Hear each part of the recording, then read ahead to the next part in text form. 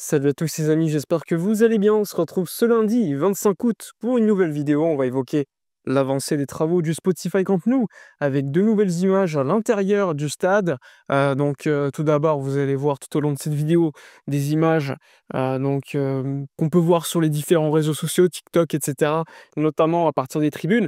Mais tout au long de la vidéo, vous allez découvrir, on va rentrer un peu plus en profondeur avec le tunnel, mais également les espaces VIP et surtout, pas loin des vestiaires, donc ça va être intéressant. Vous pouvez observer cela tout au long de la vidéo. Mais en attendant, moi, je vais vous, informer concernant la situation, relative aux travaux parce qu'il y a beaucoup, d'enjeux, probablement économiques en priorité d'ailleurs, donc on va revenir sur toutes ces informations. On y va, on débute. N'hésitez pas à vous abonner avant, à liker, à commenter et à partager comme d'habitude. C'est parti. Alors tout d'abord, on parle énormément des travaux du Spotify Camp Nou, puisque comme vous le savez, la direction avait évoqué un potentiel retour dès l'année dernière, en novembre 2024, pour un retour au stade pour les 125 ans du club. Bon, maintenant on le sait, c'était une date complètement insensée, impossible à respecter, mais le club avait mis de tels objectifs publiquement afin de pouvoir attirer des investisseurs concernant le financement du projet et surtout pouvoir auprès de la Liga, justifier certains chiffres, notamment en termes de budget, pour le fair play financier. Finalement, les dates ont évolué tout au long, de la dernière année. C'était plutôt février, puis on s'est rendu compte que ça allait être peut-être mai et finalement on s'est dit: «Bon, ça sera pas avant, le début de la saison prochaine». Les travaux ont avancé. Alors, il y a eu une accélération des travaux assez impressionnante, il faut le dire, à partir du mois de juin, où là, franchement, ça a énormément accéléré. La raison, elle est toute simple. Le début du travaux a été retardé énormément parce que l'IMAC et toutes les entreprises qui étaient sous-traitantes, eh bien, changeaient constamment d'employés parce qu'il y avait des employés qui n'étaient pas assez qualifiés sur certaines tâches importantes. Et donc, ça a mis un petit peu de temps à trouver les bonnes personnes. Et surtout, à un moment donné, tu as eu un mois, le mois de mars, je crois, avec énormément de pluie et là, ça a perdu beaucoup de temps. Bon, finalement, les travaux ont quand même bien avancé ces derniers mois, donc c'est à noter. Enjeu important, là, on pourrait se dire: «Bon, le club, c'est bon, hein, on peut jouer à Montjuic encore une saison et ensuite on revient au Spotify Camp Nou, il y a pas de problème, hein, on va pas se casser la tête». Eh bien non, parce que le Barça a des obligations contractuelles à partir du mois de septembre, donc d'ici quelques jours. Le prêt, les prêts effectués pour, le financement du stade, eh bien, commencent à être remboursés. Donc le Barça doit absolument jouer au Spotify Camp Nou parce que comme vous le savez probablement, le remboursement s'effectue sur les revenus associés au Spotify Camp Nou. C'est-à-dire que si le Barça, génère, comme on l'espère, lorsqu'il sera totalement construit, environ 400 millions d'euros, eh bien tu as au moins 90 millions d'euros qui iront, chaque année dans les remboursements de prêts. Ça, c'est un élément très important à comprendre. Le Barça veut absolument revenir au stade parce qu'il y a également des engagements financiers importants. Maintenant, ce qu'on peut dire, c'est que, comme vous le savez, avec la mairie, le FC Barcelone a dealé certains accords. Alors, il y a une construction, une ouverture qui va se faire par phase.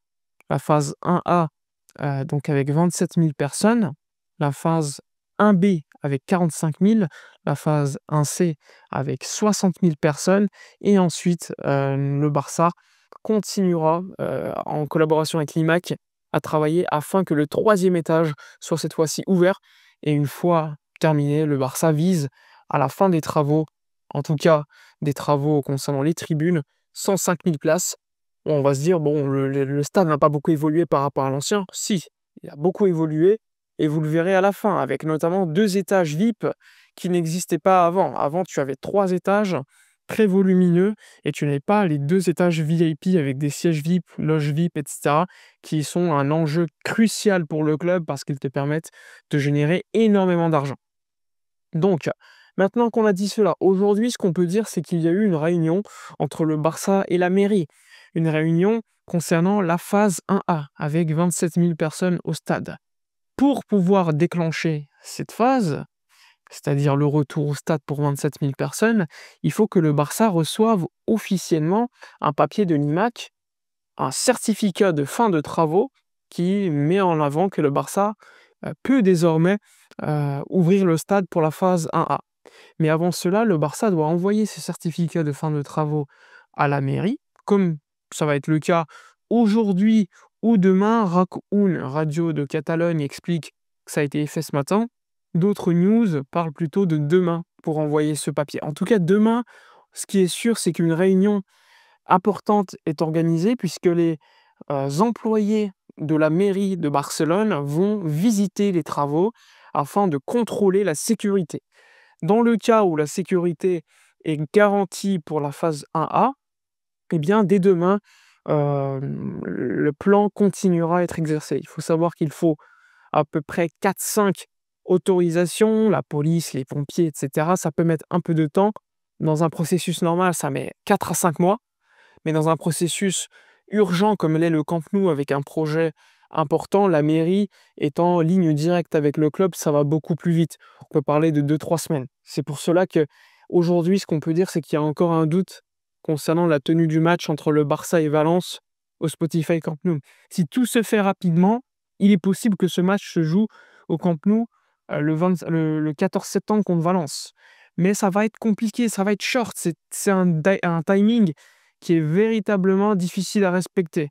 Dans le cas où le Barça ne peut pas jouer au Camp Nou le 14 septembre, on va faire face à un problème, puisque le Barça ne peut pas jouer à Montjuïc, vu qu'il y a un concert de Post Malone, le temps de remettre la pelouse, etc.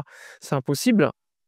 On ne peut pas jouer au Johan Cruyff Stadi parce que cela ne respectait pas les normes minimales pour jouer en Liga, c'est-à-dire le VAR qui doit être installé, minimum 8000 personnes.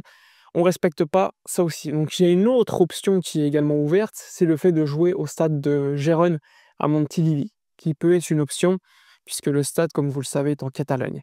Donc on va suivre cela. En tout cas, le Barça veut absolument être de retour pour le match contre Valence à domicile au Spotify Camp Nou avec 27 000 personnes. Pour cela, il faudra que tout se passe sans embûche et que les timings soient véritablement respectés à la dernière minute. Il faut savoir que le 28 août, d'ici quelques jours, là, le Barça doit également communiquer à l'UEFA le stade dans lequel il va jouer pendant la phase de Ligue. Ce qu'on peut dire, c'est que le Barça aujourd'hui n'écarte pas le fait de pouvoir jouer dans 2 stades cette saison, c'est-à-dire le Camp Nou pour la Liga et le Montjuïc pour la Ligue des Champions en phase de Ligue. Il y a une autre news qu'il faut également expliquer, c'est qu'il n'est pas impossible qu'on joue le premier match donc de Ligue des Champions à l'extérieur, ce qui nous permet de gagner du temps, mais le premier match à domicile en Ligue des Champions en phase de Ligue pourrait se jouer à Montjuïc. Et il y a évidemment une norme qui explique que si tu joues un match à Montjuïc pendant la phase de Ligue, tu dois jouer tous les autres matchs de cette phase dans le même stade. Néanmoins, l'UEFA, après discussion avec le Barça, serait ouvert à permettre le fait de pouvoir changer de stade pendant la phase de Ligue. Donc ça, c'est une excellente nouvelle. Il faut savoir que la norme a été mise en place pour éviter que les clubs puissent utiliser des stades différents selon l'adversaire. Là, la situation est différente puisqu'il s'agit de raisons en termes de travaux. Donc l'UEFA est ouvert par rapport à cela, à permettre l'ouverture, pourquoi pas d'un match au Camp Nou, même si en réalité le premier match pourrait se jouer à Montjuïc. Donc ça, c'est une bonne nouvelle. Il faut savoir que pour pouvoir jouer en Ligue des Champions au Spotify Camp Nou, il faut être au moins à la phase 1B, c'est-à-dire avec 45 000 personnes, puisqu'il faut que la phase latérale du stade soit ouverte pour que les loges VIP, etc., puissent être utilisées par les membres de l'UEFA. En tout cas, on verra, on va suivre tout cela avec beaucoup d'attention. J'espère que vous avez pu voir en vidéo donc les accès, comment ils sont, les travaux bien avancés. Il reste du boulot, évidemment. Mais franchement, en 2-3 semaines, il y a eu énormément d'avancées dans le tunnel autour du stade, les accès, etc. C'est on va dire, un chantier faramineux, encore une fois, il faut le rappeler. Mais bon, je rappelle que la fin des travaux, c'est vers 2027, avec notamment le toit qui devrait être posé à la fin, qui peut mettre 4 à 5 mois. Donc on n'écarte pas un retour à Montjuïc pour quelques semaines, si évidemment les travaux se font en été. Donc là aussi, il faudra suivre tout ça. Voilà pour les informations de la journée. Likez, commentez, partagez comme d'habitude. Moi, je vous dis à la prochaine et d'ici là, comme d'habitude, portez-vous bien.